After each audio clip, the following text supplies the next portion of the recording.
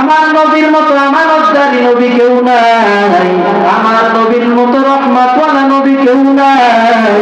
আমার নবী কত দামি নবী, এরে নবীর উম্মতের দল, আমার নবী কত দামি নবী। সাহাবায়ে কেরামদেরকে নিয়ে জঙ্গল দিয়া চলতেছেন, হঠাৎ করে সাহাবায়ে কেরাম শুনতেছে কানে সালামের আওয়াজ। সাহাবায়ে কেরাম বলতেছে, ইয়া রাসূলুল্লাহ, কোন মানুষ দেখি না, কেন এত সালামের আওয়াজ, কোন জায়গা থেকে আসতেছে? সাহাবায়ে কেরামকে নবী ডাক দিয়া কয়, রে সাহাবায়ে কেরাম, তোমরা জানো না আমি নবীর আগমনের খবর পাইয়া জঙ্গলার বাঘ আমারে সালাম জানায়, জঙ্গলার হরিণ আমারে সালাম জানায়। জোরে কন্যা সুবহানাল্লাহ। আল্লাহর নবী একজন ইহুদিকে দাওয়াত দিতেছেন, ও ইহুদি, আমি যে নবী, আল্লাহর সত্য নবী, তুমি মানো? কয় না, মানি না। কয় কি করলে মানবা? কয় আমার একটা শর্ত আছে। কয় কি শর্ত? কয় ওই যে তাকাইয়া দেখেন দূরে একটা গাছ দেখা যায়, ওই গাছটাকে যদি আপনি হাঁটাইয়া এই জায়গায় নিয়ে আসতে পারেন, তাহলে আমি বিশ্বাস করব আপনি আল্লাহর সত্য নবী। আল্লাহ পাকের হাবিব ইহুদির এই কথা শোনার পর আল্লাহ পাক রব্বুল আলামিনের কাছে সাহায্য চাইলেন। ও আল্লাহ, এই ইহুদি যদি গাছটা এই জায়গায় আসার কারণে কালেমা গ্রহণ করে, তুমি ব্যবস্থা করে দাও। জিবরাইল আলাইহিস সালাম বললেন, ইয়া রাসূলুল্লাহ, আল্লাহ শুধু আপনাকে বলতে বলছেন বিইذنিল্লাহ। এইটা বলার সাথে সাথে পুরা জমিনটা পানিতে রূপান্তরিত হয়ে গেল। গাছটা ভাসতে ভাসতে আল্লাহর নবী আর ইহুদির সামনে চলে আসলো। ইহুদিকে আল্লাহর নবী কয়, এখন কালেমা পড়। ইহুদি কয়, এটা তোমার জাদু। জোরে কন্যা আউযুবিল্লাহ। যতই বুঝান কাজ হবে না, যেই গাঁজা খাইছে ওর টেস্ট আর বলতে পারে না, ঠিক কি না? বলতে পারে না। এজন্যই তো যারা বুঝে না তাদেরকে বুঝাইতে যাইও না, অল্প বুঝাও। বেশি বুঝাইতে যাইলে আবার তোমাকে উল্টা বুঝাইয়া দিবে। একজনে নামাজ পড়ে না, আপনি নামাজি, তারে যাই বুঝাইতেছেন নামাজ পড়লে আল্লাহর জান্নাত পাওয়া যায়, নামাজ না পড়লে জান্নাতে যাওয়া যাবে না। এই যে আপনি শেষ করলেন, এখন সে আপনাকে বয়ান করা শুরু করছে, আসলে হুজুর নামাজ তো পড়া দরকার, নামাজ না পড়লে তো উপায় নাই, নামাজ পড়লে আসলে মনটা ভালো লাগে, কিন্তু শয়তানে ধরে হুজুর, মানে এমন বয়ান করা শুরু করছে যেন আপনি আসামি, আপনারই কিন্তু নসিহত শুরু করে দেয়। এরকম লোক আছে না নাই? এই সমস্ত লোকদের ব্যাপারে আল্লাহ বলেন, ওয়াইযা খাতাবাহুমুল জাহিলুনা ক্বালু সালামা।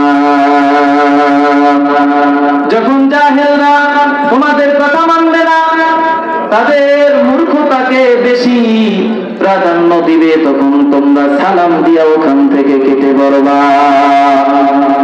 ইহুদিকে আল্লাহর নবী বলতেছেন, আর কি চাও? আমি চাই না তুমি জাহান্নামে যাও, আমি চাই না তুমি জাহান্নামে যাও, আমি চাই তুমি কালেমা পড়ো। এখন যদি এই গাছের ডালপালা পাতা কাণ্ড সব যদি আপনাকে সাক্ষ্য দেয় আপনি আল্লাহর নবী, তাহলে আমি স্বীকার করব, আপনার হাতে কালেমা গ্রহণ করব। এই কথা বলতে দেরি হয়, গাছের পাতা কাণ্ড ডালপালা বলতে দেরি হয় না। লা ইলাহা ইল্লাল্লাহু মুহাম্মাদুর রাসূলুল্লাহ। ইহুদি কয়, পয়গম্বর, এই গাছে আপনাকে চিনছে, কিন্তু আমি মানুষ হইয়া চিনতে পারলাম না, আমার মতো কপাল পোড়া কেউ নাই, আমাকে আপনি কালেমা পড়ে মুসলমান বানাইয়া দেন। জোরে কোন সুবহানাল্লাহ। হেদায়েতের মালিক কে? জোরে কোন। ইন্নাকা লা তাহদি মান আহবাবতা ওয়ালাকিন্নাল্লাহা ইয়াহদি মান ইয়াশা। ও নবী, আপনি যাদেরকে ভালোবাসেন তাদেরকে আপনি হেদায়েত দিতে পারবেন না, কারণ হেদায়েতের মালিক আপনি না, আল্লাহ। আমি যাদেরকে ভালোবাসবো তাদেরকেই আমি হেদায়েত দিব, আর কাদেরকে দিব আমি আল্লাহ ছাড়া কেউ জানে না। হেদায়েতের মালিক কে? জোরে কর। হেদায়েত বড় দামি সম্পদ, কি বলেন ঠিক কি না? সূরা ফাতিহার মধ্যে ইহদিনাস সিরাতাল মুস্তাকিম, হেদায়েতের জন্য আল্লাহর কাছে দোয়া করতে বলছেন। আর হেদায়েত এমন একটা জিনিস যার মধ্যে সব ঢুকানো আছে, ঠিক না? এক বাদশার কাছে একজন গরিব যাইয়া কয় আমার কিছু লাগবে।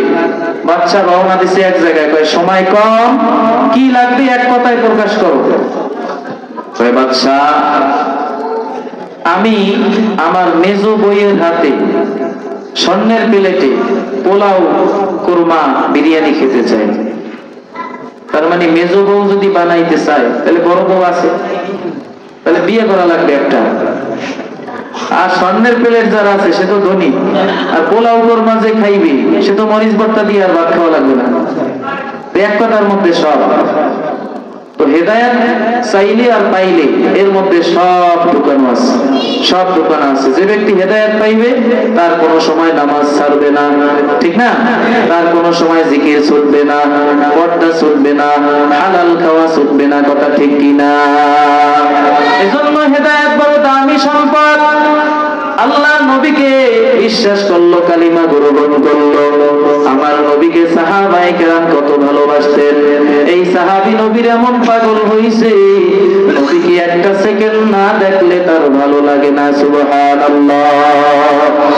নবীকে ভালোবাসার দরকার আছে না নাই? লা ইউমিনু আহাদুকুম হাত্তা আকুনা হাব্বা ইলাইহি মিন ওয়ালিদিহি ওয়া ওয়ালাদিহি ওয়ান নাসি আজমাইন। তুমি ততক্ষণ পর্যন্ত মুমিন হইতে পারবে না যতক্ষণ না পর্যন্ত আমার নবীকে নিজের সন্তানের চাইতে, নিজের স্ত্রীর চাইতে, নিজের মা বাবার চাইতে, এমনকি নিজের জানের চাইতে যতক্ষণ পর্যন্ত ভালোবাসতে না পারবা ততক্ষণ পর্যন্ত পূর্ণ মুমিন হতে পারবে না। এক মহিলা আসছে, যুদ্ধের ঘোষণা দিয়েছেন আল্লাহর নবী। এক মহিলা আসছে, পয়গম্বর আমি আমার এই বাচ্চাটাকে যুদ্ধের ময়দানে দিতে চাই আপনার সঙ্গে। আল্লাহর নবী বলতেছেন যুদ্ধের ময়দানে গেলে তো যার যার চিন্তায় সে থাকবে, ব্যস্ত থাকবে। এই দুধের বাচ্চাটা যদি আমরা যুদ্ধের ময়দানে নেই, এর দিকে কে খবর রাখবে, কে খেয়াল রাখবে? নিতে পারবো না। মহিলা অনেক কান্না করতেছে, বলতেছে আমার ঘরের মধ্যে কোনো পুরুষ মানুষ নাই, আমি যুদ্ধের ময়দানে যাইতে পারবো না যেহেতু আমি মহিলা। এজন্য আমার বাচ্চাটাকে নিয়ে আসছি। কাফেররা যখন আপনার দিকে তীর নিক্ষেপ করবে, সামনের দিক থেকে যখন তীর নিক্ষেপ করবে নবী, তখন আমার এই বাচ্চাটাকে আপনি ডাল হিসাবে ধরবেন। পেছন দিক থেকে যখন তীর নিক্ষেপ করবে, আমার বাচ্চাটাকে আপনি পেছন দিক থেকে ডাল হিসাবে ধরবেন। আমার বাচ্চাটার তীরের আঘাতে শহীদ হয়ে যাবে, আপনি বিনিময়ে বেঁচে যাবেন। আসরের ময়দানে যদি আমার আল্লাহ জিগায় ও মহিলা কি নিয়ে আসছো, আমি বলবো আল্লাহ নামাজ নিয়ে আসতে পারি নাই, রোজা নিয়ে আসতে পারি নাই রে আল্লাহ, তেমন কোন আমল নিয়ে আসতে পারি নাই।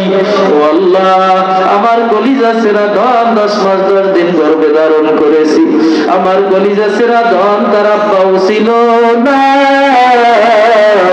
তার আব্বা গর্ভে রাইখা দুনিয়ার থেকে বিদায় হয়ে গেছে। আমি এইটা নিয়ে আসছি, আল্লাহ হতে পারে আমাকে রুসিলায় মাফ করে জান্নাতের মালিক বানায়া দিতে পারে। কেমন ভালোবাসা ছিল নবীর জন্য। এরা নবীর উম্মতে